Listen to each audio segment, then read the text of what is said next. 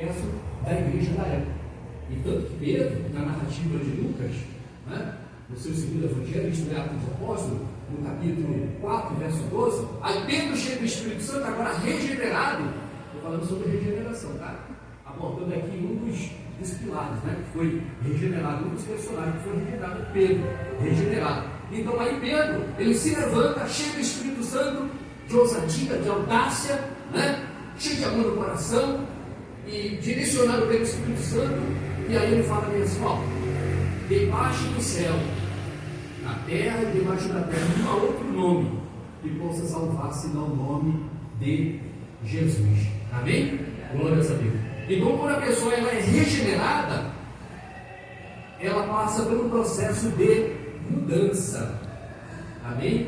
Ela é transformada, internamente falando. O interior dela é tratado pelo Espírito Santo. Ela dá prioridade ao Espírito Santo, vai trabalhando ali no interior dela, e ela passa a ser uma pessoa domada pelo Espírito Santo.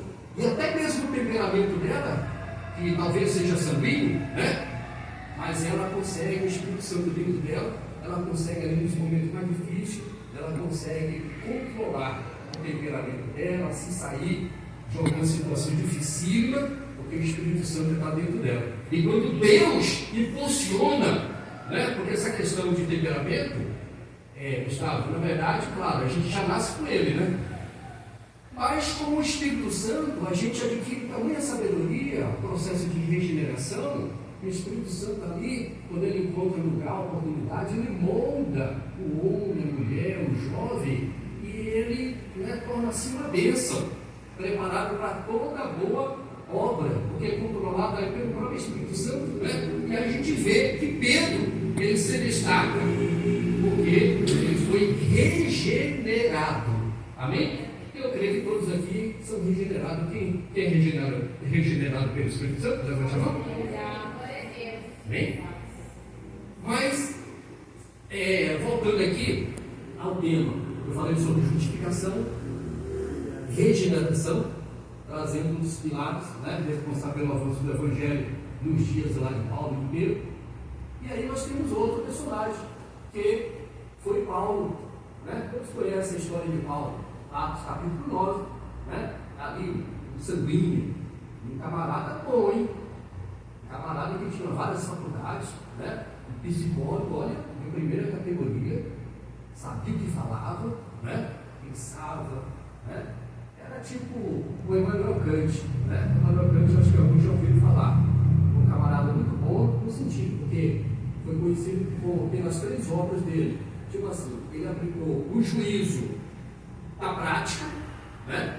Emmanuel Kant era assim, um camarada que questionava tudo. Ele ia para a etimologia, que é a ciência das palavras, Gustavo.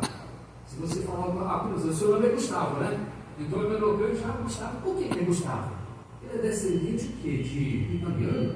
Vou pesquisar. Ia lá pesquisar e tal, na etimologia da ciência. Agora eu entendi por que ele é Gustavo, porque o nome dele é Gustavo, né? Por que ele tem barba? Então Emmanuel Kant, ele ia para o juízo da prática, entendeu? E agora, pastor, o que tem a ver Emmanuel Kant com a Bíblia Sagrada? Se nós formos analisar, aqui do ponto de vista bíblico, vamos entender que Jesus, na narrativa de João, no capítulo 5, verso 39, ele vai nos orientar a examinar o quê?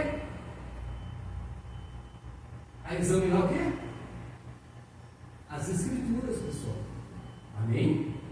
Examinar as Escrituras, porque julgar dela tem o quê? A vida eterna. Amém? É importante pontuar isso aí. Examinar